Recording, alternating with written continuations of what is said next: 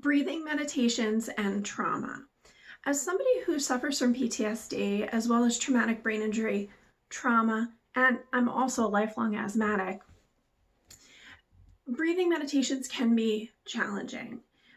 Through my own experiences with myself and my experiences working with others who have been through trauma, it's really interesting to me because breathing is often something we turn to help dial the brain down and dial fear down.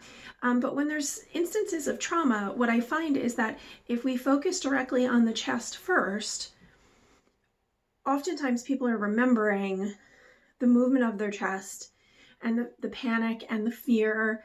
We can remember what that feels like in the chest. And what I have found is that in leading people through meditation, oftentimes this doesn't feel so comfortable. This does not feel calming. So I like to work us through it and into it by starting in a very innocuous way first.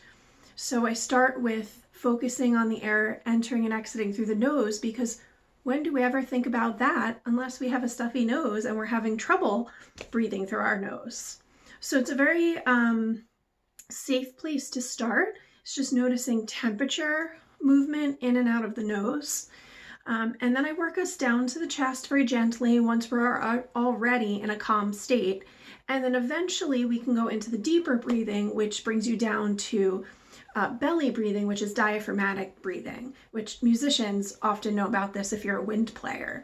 That diaphragmatic breathing doesn't come all that naturally to people. That is also a trained skill to be able to breathe that deeply. Because if you are, again, someone who's been through trauma, you've been breathing very high.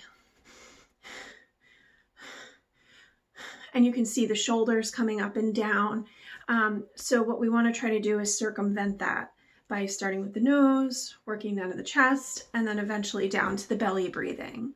So if you can follow that sequence, it works really well in helping to calm the nervous system, but also it can be broken up into parts too. So if you're practicing meditation on your own, you can maybe just focus on the air entering and exiting through the nose for a minute or two.